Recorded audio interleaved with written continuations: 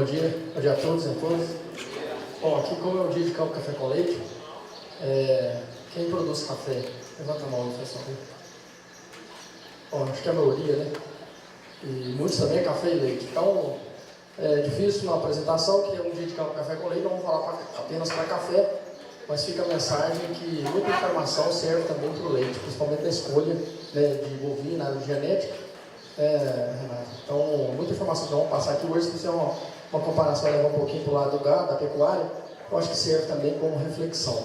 Bom, nós vamos abordar esse assunto, que é renovação da lavoura cafeira, poda ou replantio. Quais são os temas? Então, eu vou trazer 4 aspectos. Então, nós vamos focar um pouquinho nesse tema de produção e manejo. A cafeicultura mineira é uma cafeicultura muito ampla.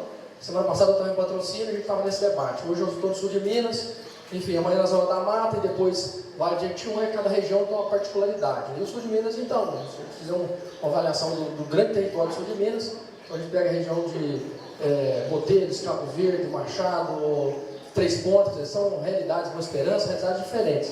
Então nós vamos entender um pouquinho o sistema de produção para poder auxiliar, orientar na melhor alternativa de renovação. Vou falar sobre poda, substituição ou substituição de lavoura, né?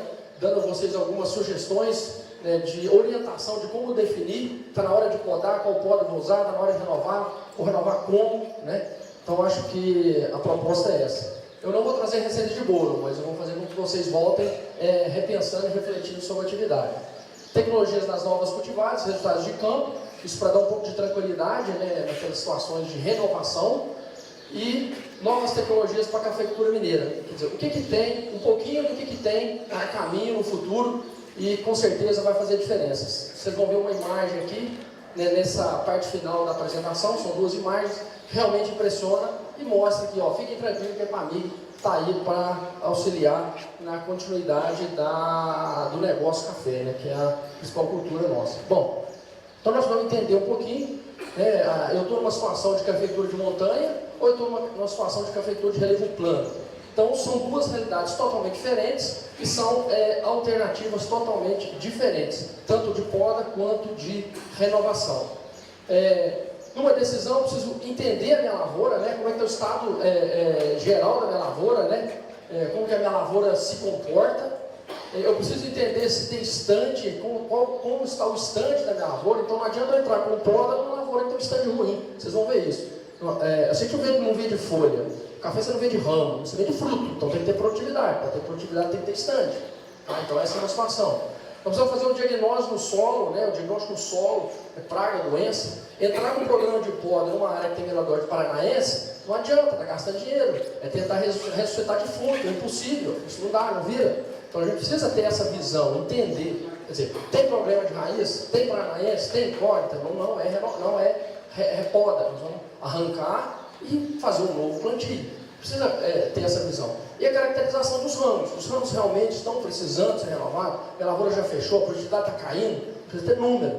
Não dá para entrar numa lavoura e falar assim, eu vou podar a minha lavoura. Mas vai podar com base em quê? A produtividade está caindo, eu tenho esse número. Os ramos estão velhos. Isso nós precisamos ter essa visão crítica. Às vezes entra na onda, né? A cafeicultura é muito uma cafeicultura de onda, né? A gente encontra algumas ondas. A gente tem a onda dos controles, agora entra na onda da poda. Então todo mundo entra na onda da poda. Mas é a minha realidade? Eu preciso fazer isso? Então é importante chamar a atenção desse aspecto. Vamos relembrar. A gente não consegue tomar decisão, a gente não tem uma visão da teoria. Nós vamos relembrar. Então isso aqui é uma representação de uma planta, né? Então uma lavoura nova, né, no primeiro ano. No segundo ano, a gente sabe que a arte de produzir café é a arte de produzir ramos novos. Então a produção do ano seguinte depende do que a lavoura cresceu. Então eu tenho aqui uma região vegetativa, aqui eu tenho uma região de produção, uma região vegetativa, né, que vai produzir no ano seguinte. No próximo ano eu já tenho uma região esgotada, que já produziu café, eu tenho uma região produzindo café e eu tenho uma região nova. Então isso vai caminhando ano após ano. E, em média, nós temos que até a 6ª, 8ª colheita existe uma tendência de aumento de produtividade. A partir daí começa a oscilar mais, um ano de alto, um ano de baixo. Mas, em geral, de 6ª, 8ª colheita existe uma tendência de alta. Bom, e se eu tiver que renovar, quais são as 3 técnicas básicas? Nós não temos como sair disso. Existem várias alternativas, mas é a recepa, né, com mais drástica, o decote ou o esquentamento. Essa é a base do nosso sistema de poda. E precisa podar. Eu não mostrei no slide anterior que a arte de produzir café é a arte de produzir ramos novos. Então, se eu vou deixar a minha lavoura envelhecer, não vou gerando, né, novas ramificações, a minha produtividade vai caindo. E esse exemplo é um exemplo real, na verdade, 135 hectares, e que a pessoa começou com a poda. Então, tinha 2007, 2008, em torno de 18 sacas por hectare, entrou com a poda seletiva. É uma poda que eu gosto muito, principalmente para a agricultura familiar. Em mais escala é difícil, né? Infelizmente não é possível fazer, é muito complicado. Depois, na sequência, decote, esqueletamento, enfim, e a produtividade foi saindo. Então, isso mostra que a teoria está certa. A gente precisa fazer ramos novos, senão não consegue altas produtividades. E mais recentemente, a poda mais utilizada é o esqueletamento. Hoje é fácil fazer esqueletamento. Então, na década de 80, se usava foice, se usava podão. Hoje nós temos essas maquininhas, nós temos as decotadeiras, celebradeiras tratorizadas. É muito fácil hoje fazer manejo de poda. E por isso que o esqueletamento vem ganhando, né, crescendo nos últimos anos. Com resultados fantásticos, né? Então você tem produtividades que, da casa de 80 a 100 sacos, quando se faz um bom manejo, a lavoura tem uma condição, né, boa de poda, você consegue facilmente esses números aí de 80 a 100 sacas por hectare. Mas começa a acender alguns alertas, né? Então, há 20 anos atrás, todo mundo fazia desbrota. Então, quando você entrava com o esqueletamento ou com uma poda, a gente entrava e fazia uma desbrota, você recuperava a planta. Hoje não se faz mais. Não que não queira fazer, não tem mão de obra para fazer. Então, é uma realidade diferente. Então, você começa algumas coisas acontecendo no campo. Por exemplo, essa é uma situação de 230 hectares, a produtividade média de 41 sacas, altíssima, né? Condição de sequeiro para a região. Entrou no primeiro ciclo de poda, foi para a primeira produção após o esqueletamento, uma média de 100 sacas. No biênio, 50. Mais do que a média de 41, né, ao longo de 7 anos. Entrou no segundo ciclo de poda. A produtividade média foi para 80. A do biênio já foi 40. Opa, já está igual a minha média geral. No segundo ciclo de esqueletamento. O que vai acontecer no terceiro? Então, isso é algo que começa a chamar a atenção da gente. Então, muitas das vezes, o produtor não tem o histórico da área e ele tem o histórico da resposta ao esqueletamento, que é sempre maior do que a produtividade, né, média geral. Tá? Bom, nos dá um alento, né? Isso é um trabalho da Fundação Procafé, com o esqueletamento em 2003. Então, eles foram fazendo vários ciclos de poda, né? Quarto, quinto ciclo de poda, e chegaram a uma média de 42 sacas por hectare. Bom, então não preciso preocupar com essa situação. O que vai acontecer no meu terceiro ciclo? Sim, nós temos que preocupar. Por quê? Porque existem várias questões envolvidas. Por exemplo, é uma variedade acaiá, foi feito desbrota, os anos de poda, enfim. São questões que mudam de uma lavoura para outra lavoura. E mais recente agora, nisso para bagunçar um pouquinho a cabeça de vocês, o trabalho do estudante nosso de mestrado. Então nós pegamos aqui, média, um experimento, eram 20 genótipos, pegamos as 3 principais cultivares, a 20, a 1 e a 15. E pegamos as 3 que apresentaram, na média de 6 colheitas, as menores produtividades. Então, o grupo melhor na casa de 45 e o grupo pior na casa de 33 sacas. A produtividade máxima que essas plantas chegaram ao longo das 6 colheitas, esse grupo aqui, ó, que é o grupo das melhores, em torno de 90, e esse grupo inferior em torno de 61. Olha o que aconteceu depois do esqueletamento. As piores ficaram melhores e as melhores ficaram piores. Então, isso mostra que a variedade que vai entrar no ciclo, ela tem um reflexo no resultado do manejo da poda.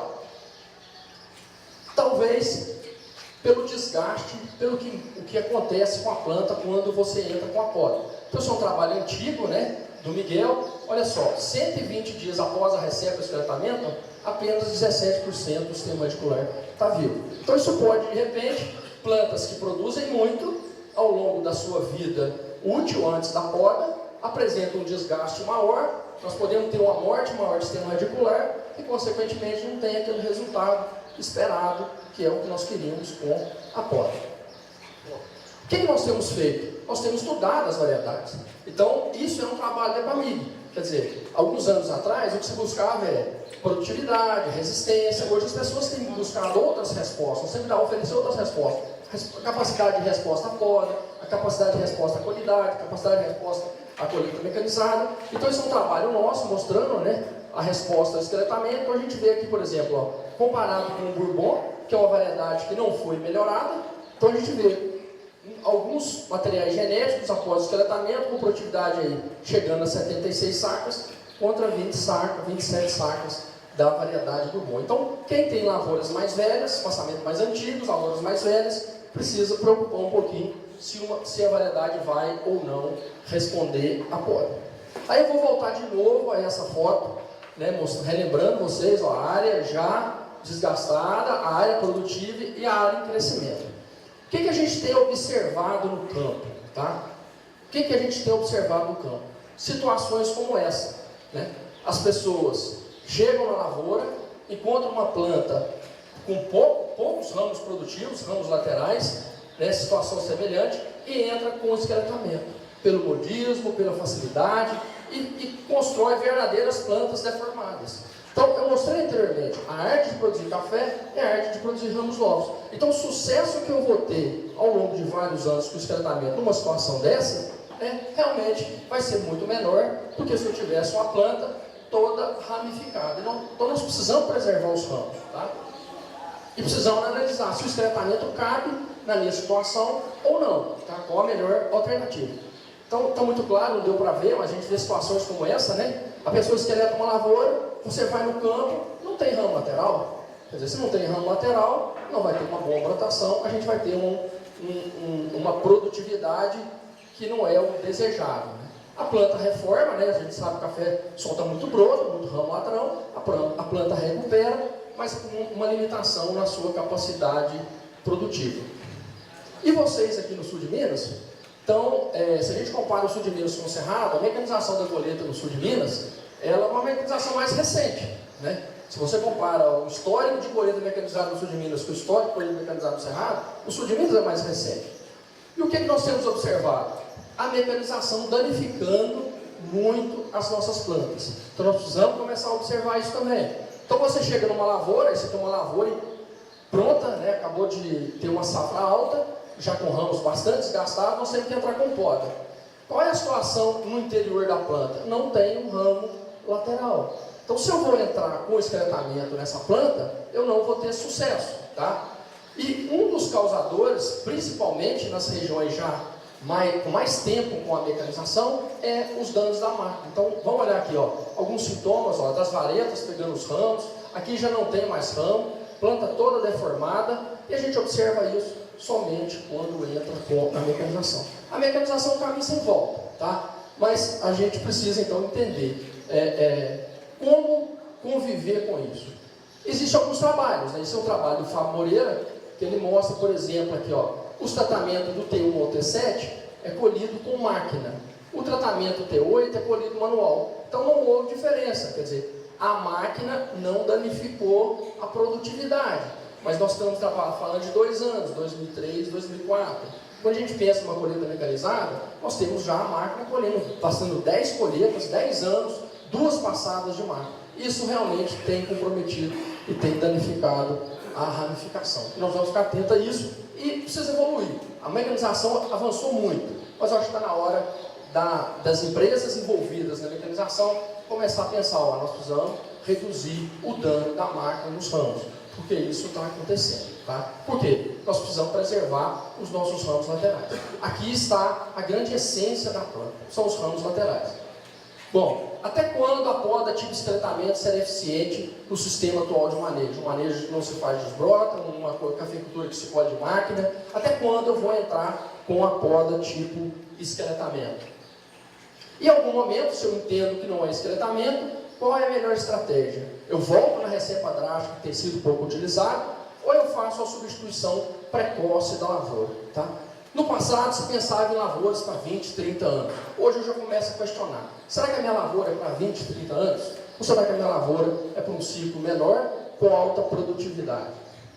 Aqui mostrando a recepa, né? Todos sabem, é altamente eficiente. É uma tecnologia de recuperação fácil da produtividade. Esse é um dado nosso do equipamento de Machado.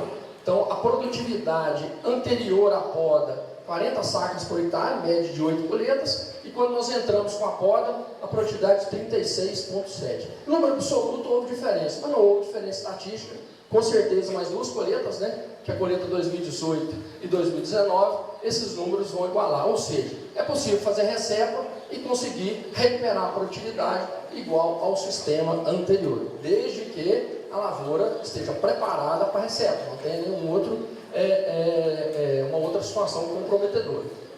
E é uma técnica bastante barata. Tem como aumentar faltou aqui, Rogério, o valor, o gasto com a recepa. Não saiu a imagem aqui no programa. Não há? Bom, então aqui eu tenho, isso é uma situação real, né, de um colega nosso, consultor. Então o custo para se fazer uma recepa e o custo para se fazer a renovação, tá? Seria ranquio e plantio de uma nova área por um ano. Então o custo de recepa, não está dando para ver aqui, em torno de R$6.000, que se gasta na recepa, toda operação, corte. Aqui, 6.312, custo real, né, que se gasta para fazer a recepa, conta 12.128 com ranquio e renovação. Então a recepa é uma tecnologia. Não podemos esquecer da recepa como uma ferramenta de poda, eficiente e barata. Mas precisa ter stand. Se eu faço uma recepa numa situação que eu não tenho stand, eu não vou ter sucesso com a minha produtividade. Então esse é um outro trabalho de outro colega nosso, feito também na Epamig. A gente sabe que, à medida que você aumenta o espaçamento na linha, diminui a produtividade. À medida que você aumenta o espaçamento entre linhas na linha, diminui a produtividade. E qual o stand ideal? Qual o stand ideal numa renovação? O stand ideal está entre 5.000 e 10.000 plantas por hectare. E qual é o stand limite que nós entendemos para ranquio e substituição? É quando você tem uma produtividade inferior a 30 sacas. 30 sacas está sendo considerado ponto de equilíbrio. 30 sacas a 440 dá mais ou menos R$13.000. Se gasta de 9 a 12 por ano. Então é um ponto de equilíbrio. Quem colhe menos de 30 sacas não consegue sobreviver na atividade. Estantes inferiores a 3.000 plantas por hectare não compensa fazer poda, compensa arrancar e substituir. Tá? Essa é a primeira recomendação. E aqui eu trouxe uma tecnologia muito pouco utilizada, mas muito utilizada na América Central, uma fazenda grande em Santo Antônio, a NKG, também utiliza, que é uma tecnologia de produção de mudão. Então, quando a gente faz uma recepa, se eu tenho um espaçamento razoável e o problema é falha, eu posso usar a tecnologia do mudão para poder replantar e repovoar minha área e atingir de novo aquele estande que eu quero acima de 3.000 plantas por hectare. Então, isso é o planejamento. Quer dizer, é fácil, acessível a todos, mas precisa planejar, né? Então, essa é uma outra sugestão. Bom, e se não cabe recepa? Se não cabe recepa, eu preciso replantar. E quando eu vou replantar, a gente precisa pensar em várias coisas, Produção de muda, ranquio, manejo, plantio, produção de mudas, enfim, uma série de coisas que a gente precisa pensar antes de entrar com a renovação, mas a mais difícil é cultivar. Tá? E aí não adianta me fazer pergunta que eu não vou responder. As pessoas perguntam assim: se você for arrancar e plantar a sua lavoura, qual variedade você planta? Eu não tenho condição de responder qual variedade eu planto, porque não existe uma variedade ideal. É igual o caso do bovino. Não adianta eu ir na fazenda do meu vizinho ver o touro e usar o touro na minha fazenda. Não sei se o meu rebanho está adequado àquele touro. Tá? Bom, então essa é a grande dificuldade. Para facilitar para vocês, eu trouxe, esse é o material que a gente tem usado, chamado de Timor. Então, todos os descendentes dessa variedade, elas são altamente resistentes à principal doença nossa, que é a ferrugem. E eu vou insistir nisso na questão da ferrugem, porque a ferrugem, nos últimos anos, ela vem trazendo muitos transtornos. Então, na década de 80, se fazia uma aplicação de solo. Década de 90, uma de solo, mais uma na folha. Depois nós já começamos a combinar princípio ativo. Hoje já se faz uma de solo, já se faz 3 na folha e a ferrugem está aí. Quer dizer, as coisas estão mudando e a produtividade está mudando. E vocês vão ver, quando eu mudo a produtividade, eu mudo a pressão da ferrugem. Então, todo o material genético derivado do Ibis-Timor, eu vou citar, por exemplo, Catiguá G2, Paraíso, Arara, Acauã, Oeiras, quer dizer, tudo isso é derivado do Ibis-Timor. Em geral, derivados do Ibis-Timor são altamente resistentes à ferrugem. Tá? Não é necessário fazer um controle na situação atual dessas novas cultivares. Você faz apenas cúbicos e outros mais, com outros manejos. Então, quando a gente percebe, essas aí são derivadas do híbrido Timor. Um outro grupo que a gente tem também, como novas cultivares, são as cultivares derivadas do Icatu. São os catucaís, alguns IPRs. Esse material é um material que tem apresentado mais ferrugem. Então, se é derivado dos híbrido Timor, uma boa resistência. Se é derivado dos Icatus, a gente tem apresentado níveis, né, bastante altos de ferrugem. E aqui mostra, ó, por que eu vou insistir com a ferrugem? Porque nós temos uma ferramenta de custo baixo, quer dizer, custo zero o controle é genético. Então, quando você opta por uma variedade nova, resistente à ferrugem, você elimina esse gasto. Então, aqui, variedade suscetível, variedade resistente. Aqui, o material suscetível, aqui uma cultivar resistente. Aqui, uma variedade resistente, um replantio de variedade suscetível. Então, fica claro e nítido, né? A desfolha. Enfim, é isso que nós temos de bônus. E por que eu estou insistindo na ferrugem? Se nós temos que aumentar o stand, né, para aumentar a produtividade, quando eu aumento a produtividade, esse é outro dado, ó, safra alta e safra baixa, aumenta a produtividade, aumenta a pressão de ferrugem. Baixa a produtividade, baixa a pressão de ferrugem. Então nós estamos caminhando para quê? Mais stand, mais produtividade, mais ferrugem. Então nós precisamos estar atentos a isso. E nós temos hoje esse prêmio, que é o uso de cultivares resistentes. O que nós temos mais recentes, né, de cultivares? Então nós temos essa variedade, MGS Paraíso 2, ela tem sido pouco divulgada aqui, a fazenda tem uma área da Paraíso 2, mas tem sido muito divulgada no Cerrado. Hoje nós já estamos com, eu diria que com o plantio do final do ano deve dar aí mais ou menos uns 3.000 hectares da Paraíso 2, tá? Essa é uma foto que eu tirei semana passada, uma lavoura já de 10 colheitas, né? Estão mostrando a longevidade da variedade, com bom nível de resistência, e o que tem chamado a atenção é a qualidade. Então tem um produtor no Cerrado, Wagner Ferreira, ele até estava no Expo Café desse ano, né? Então ele vem ganhando vários concursos com essa cultivar. Então ela oferece resistência e potencial de produção de cafés finos. Uma outra variedade também que nós lançamos recente, né, nessa linha, é a MGS Araponga 2. Então, o material também derivado daquele Timor, que tem um bom nível de controle. Então, é uma variedade que também está sendo divulgada também na região do Cerrado, né? As áreas estão expandindo um pouquinho mais lá. Mas nós temos trabalhos em quase todas as regiões cafeeiras, então eu trouxe aqui os dados de lavras. Então, média de 6 safras, 36,3 sequeiro, uma boa produtividade, sem controle de ferrugem. Em Campos Altos, região mais fria, 37,3 e Patrocínio, 38,8. E aqui são os dados do talhão na fazenda, né? Então, esses são os dados do talhão na fazenda da Equamig. Então, média aí de 5 colheitas, 47 sacas, condição de sequeira. Essa foto foi tirada semana passada. Então, também é uma lavoura velha, que nos dá uma tranquilidade e longevidade. Então, eu falo muito assim, às vezes a gente vê lavoura nova e entusiasma a lavoura nova. Eu acho que é importante, principalmente as novas cultivares, aguardar um pouquinho mais. Começa a plantar em escala menor, procura sempre variedades mais velhas, né, plantas mais velhas. Isso te dá uma tranquilidade da longevidade da planta. Então essa é a primeira sugestão. Tá? Então o material também está saindo muito bem. A cultivar Aranãs é outra que a gente já divulgou aqui em outros Expo Cafés, tem um talhão aqui na fazenda. Então isso aqui em São Gonçalo, segunda colheita. É uma variedade de campineira muito boa, um aspecto muito bom. Então chama a atenção, né, desse material, mais uma opção para vocês. Uma característica também muito boa, né, num primeiro momento parece ruim, né, quando se pensa em colheita mecanizada, mas ela fecha a saia muito fácil. Então a variedade que fecha a saia fácil, a gente tem pouco problema de mato, então isso facilita na formação da lavoura, né, a gente tem outras situações aí que é bem diferente.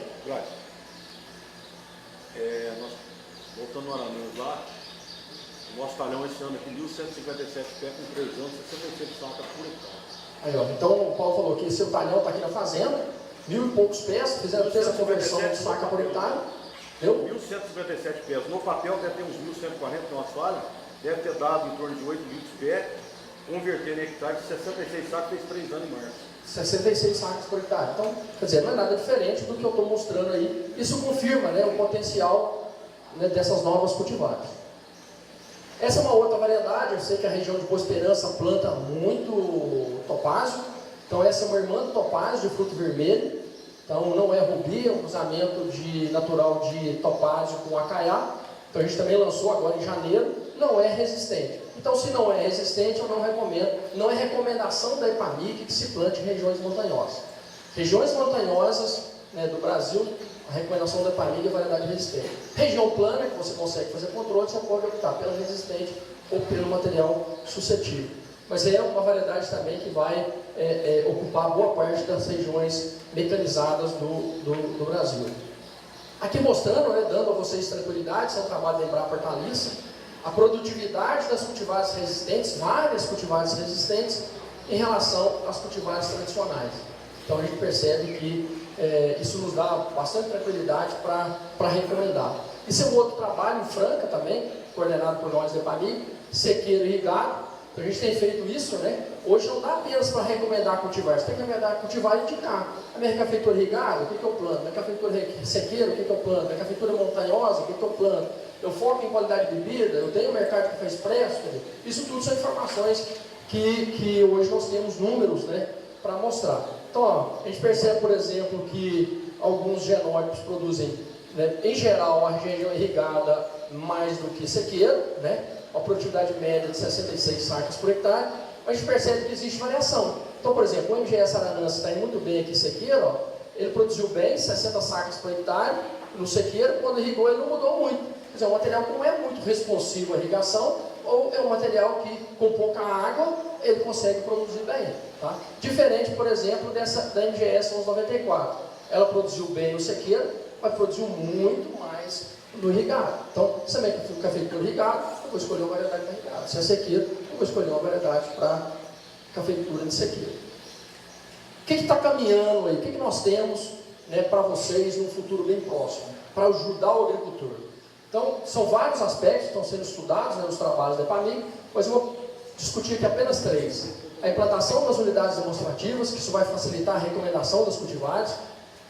Um projeto coordenado pela colega Vânia, de seleção de variedade com alta resposta, né, em termos de tolerância à seca, boa resposta com baixo índice de precipitação, e um trabalho que nós estamos fazendo, que é a produção de híbridos F1, assim como ocorre no eucalipto, acho que no futuro próximo nós vamos estar fazendo no café. Então, esse é um projeto que é um mapa do Cerrado, né? Então, nós temos hoje 12 novas cultivares em 28 pontos do Cerrado, ocupando todo o Cerrado. Estamos também aqui no sul de Minas com a Cochupé. Então, nós temos 12 cultivares em 18 municípios do sul de Minas. Então isso vai dar tranquilidade para recomendar. Já colocamos isso na Expo Café desse ano para a Cocatrel. Não sei se tem alguém da Cocatrel aqui. Olha, se a Cocatrel quiser fazer um projeto dessa natureza, pode procurar, que nós vamos apoiar a Cocatrel. Quer dizer, um projeto coordenado. Não são ações isoladas. Por exemplo, eu tenho Paraíso na minha lavoura, o outro tem Catiguá em outra lavoura. O que nós fizemos? São as 12 cultivares em todas as grandes regiões distintas. Isso tudo é anotado, apontado, mês a mês, prestação, manejo. Quer dizer, qual vai ser o foco no final? O foco no final é regionalizar. E isso nós estamos fazendo também com a Cochupé. Olha, a região de Moteiros, na área de atuação, deve plantar essa variedade. A região de Poços de Caldas é essa variedade. A região de Muzambinho é essa variedade. Quer dizer, é um projeto coordenado. Então, em 6 anos, a gente vai estar indicando com muito mais tranquilidade, tá? Tanto para a parte do sul de Minas, quanto para toda a região do Cerrado. Esse é um outro projeto, né, de tolerância à seca. Então eu tenho aqui alguns genótipos, 3, 4, 5, sabe? Cada número desse é uma variedade diferente. Esse é um padrão, um índice fisiológico, potencial hídrico. A gente vê aqui são os irrigados, tá vendo que eles estão todos pequenininhos. Quanto mais próximo de zero, mais hidratada está a planta. Então se ela está irrigada, todas estão hidratadas, tá vendo? E aqui a região de sequeiro, ó. Então essa é uma planta que está pouco hidratada, e chamou a atenção alguns genótipos. Mesmo em condição de sequeiro, ele está muito parecido com as variedades, o talhão irrigado. Tá? Bom, e qual foi a resposta disso? A resposta foi uma produtividade semelhante no sequeiro ao irrigado. Então eu trouxe aqui só um ano de alta safra, então foi o ano que deu a safra mais alta. Os talhões sequeiro 31 sacas, o talhão irrigado 6 sacas. Então vamos olhar de novo esses 4 aqui, o 7, o 9, o 12 e o 19, que a área não irrigada estava muito parecida, né, ou mais próxima da área irrigada. Então, quando a gente olha a produtividade, ó, então aqui o 7, ó, no ano de alta safra irrigado, isso aqui, a produtividade foi igual no ano de alta safra. O 12 irrigado, isso aqui, o 19 irrigado, isso aqui, tá? Diferentemente das outras plantas, ó, irrigado, isso aqui. Ou seja, são genótipos que têm um mecanismo, né, de absorção de água que supre a exigência, né, de certos momentos da planta. E essa foto mostra, no ano da safra, foi logo após a safra, em setembro de 2014, o estado é uma região muito seca, no norte de Minas, bem distante daqui, próximo, fica entre Diamantino e Montes Claros, então região quente. É um projeto que começou em 98. Em 98, quando se falava em tolerância à seca, a gente pensava, não, se a temperatura aumentar, eu irrigo. Quer dizer, esse é o raciocínio. O raciocínio hoje é outro. Eu tenho irrigação, mas não tenho água. Quer dizer, esse é o problema. O problema não é mais o aumento da temperatura, é que hoje eu não tenho água. Quer dizer, várias regiões não têm água para irrigar. Tem sistema e não tem água para irrigar. Então nós vamos estar indicando. Então em 98, 20 anos atrás, nós fomos para a região quente e começamos um projeto. De 35, nós estamos afunilando a 3 novas cultivares, que a gente tem uma expectativa que nos próximos 5 anos vai estar disponível para vocês. Tá? Bom, aqui eu não sei se está dando para ver, esse é o genótipo 19, foto tirada semana passada em patrocínio, né? Então esse é o genótipo 19, o sequeiro. Aqui é o fundo, deixa eu ver se está dando para ver, tem o genótipo 12 e uma manchinha no meio, tá vendo? Tem um clarão no meio, aquele é cultivar topázio. Quer dizer, é uma boa cultivar para a região. Mas quando a gente compara com os materiais que têm esse potencial de tolerância seca, a gente vê que nós estamos no caminho certo, nós estamos dando tranquilidade para vocês. Em breve tem coisa melhor do que o que está disponível hoje. E o último projeto, que é o projeto de produção de híbrido. Isso é um híbrido nosso, da Ipamig. Então, ele já tem algumas unidades em fazendas de produtores. Então, aqui eu mostrando a capacidade de produção do híbrido, né? A gente acredita muito nisso. A média de produtividade de um híbrido bom é em torno de 30 sacas por hectare a mais do que as cultivares tradicionais. Isso não são os dados da Ipamig, não são os dados do Procafé. São os dados do mundo. Tá? O mundo todo tem buscado plantio de mudas híbridas. Existem laboratórios comerciais na América Central e as pessoas já estão partindo para esse foco. E a Ipamig não está fora. Tá? Isso é uma área que nós montamos na Ipamig de Lavras. Então, esse ano, primeira combinação, nós fizemos aqui 4.800 flores polinizadas, né? Então, vão ser 4.800 híbridos diferentes. Já concluímos isso há 2 semanas atrás. E hoje, né, pela bênção da natureza, as flores estão lá preparadas. Eu estou encerrando a apresentação aqui, né, mas a equipe que vai fazer a parte de apresentação do secador, nós estamos indo para Lavras, porque nós preparamos ontem e domingo 6.200 flores para fazer também novos cruzamentos. Então, qual é o foco da Ipamig? O foco é gerar os híbridos, levar para o campo, selecionar os bons híbridos produtivos, que ele precisa ter produtividade, o que vende no café é grão, não se vende folha, não vende ramo, e no futuro o setor privado vem até a Ipamig, vai comprar o híbrido, uma cooperativa, uma associação, e vai produzir a sua muda e distribuir para os seus produtores. Essa é a proposta e esse é o caminho que nós estamos acreditando muito nele, porque em outras regiões já está se fazendo. Bom, em linhas gerais era isso, né? A apresentação breve, que hoje é dia de campo, nós temos que ir para o campo. Eu espero que tenha ajudado, e se alguém tiver algum questionamento, não sei se nem se vai ter tempo, eu estou à disposição para esclarecer.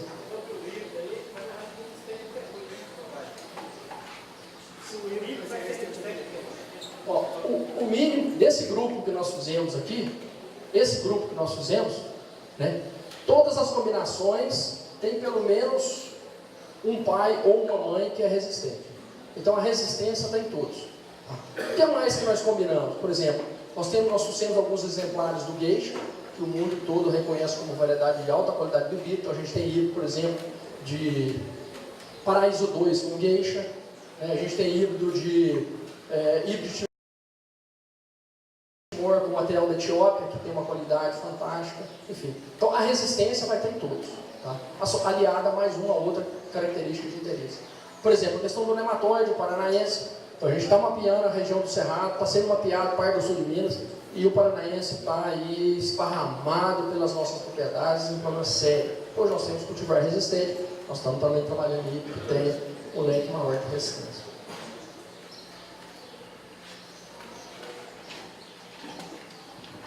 Pessoal, nós estamos aguardando os monitores, mas ainda temos um tempinho para algumas perguntas, aproveitando aqui o Dr. Gladys.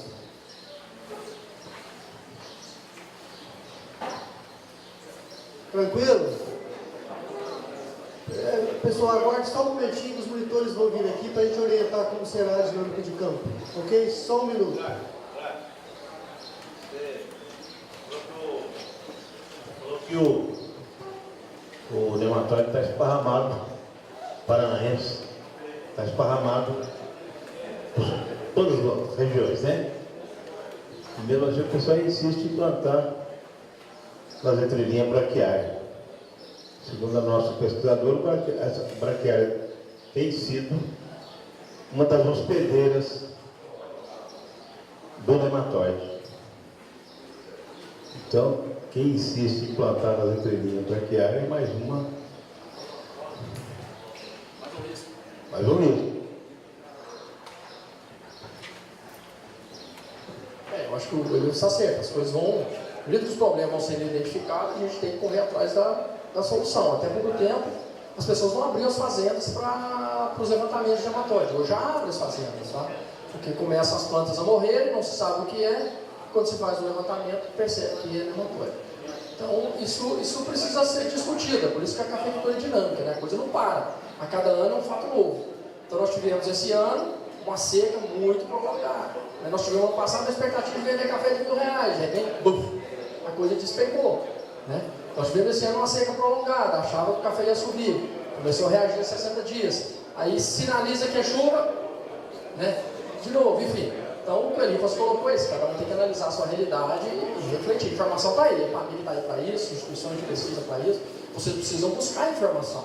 Tá? E hoje a informação é muito rápida, né? Todo mundo tem um celular, a notícia corre com velocidade enorme, então é muito fácil fazer gestão de informação.